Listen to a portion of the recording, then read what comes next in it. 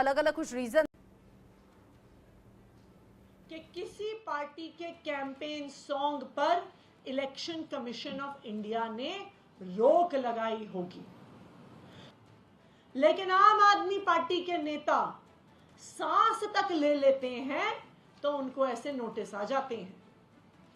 जब भारतीय जनता पार्टी उस पर इलेक्शन कमीशन ऑफ इंडिया को कोई आपत्ति नहीं है, लेकिन जब आम आदमी पार्टी उसको गाने में लिख देती है,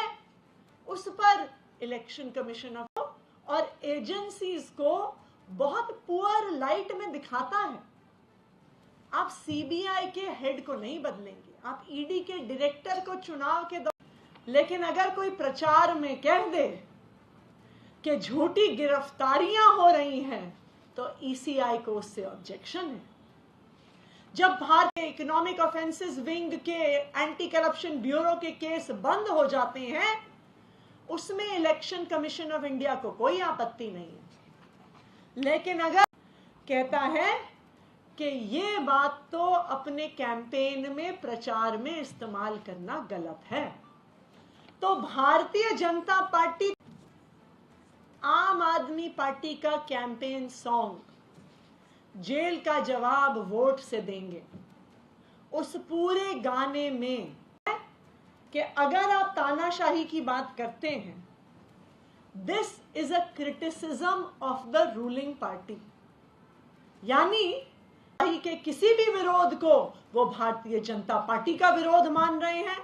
तानाशाही की किसी भी बात को वो प्रधानमंत्री नरेंद्र मोदी जी की बात मानी है। जिस तरह से ईडी और सीबीआई का प्रयोग करके विपक्ष के नेताओं को जेल में डाला जा रहा है,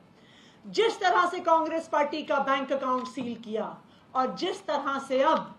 आम आदमी पार्टी के प्रचार को रोका जा रहा है, ये साफ साफ दिखा रहा है कि आज इस देश का लोकतंत्र खतरे में है और आज भारतीय जनता पार्टी ने इस देश को तानाशाही बना दिया। लोग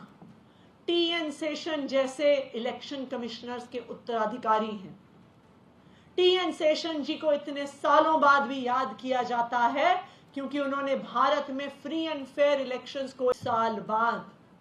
2024 के इलेक्शन को याद किया जाए कि ये वो इलेक्शन था जिसमें भारत का लोकतंत्र खत्म हो गया।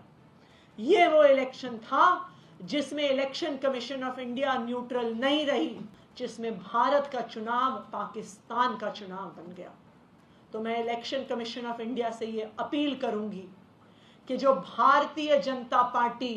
रोज आचार संहिता की धज्जियां उड़ा रही हैं, उस पर भी ध्यान दीजिए। और बाद में मंत्री आतिशी जो बड़े आरोप लगा रहे हैं और कह रहे हैं कि हमारे कैंपेन सॉन्ग पर रोक लगा दी गई, जबकि उसमें बीजेपी का कहीं नाम नहीं था। एक बार फिर से तानाशाह सरकार कहते हुए उन्होंने आरोप लगाया कि जानबूझकर हमारी पार्टी देश के अलग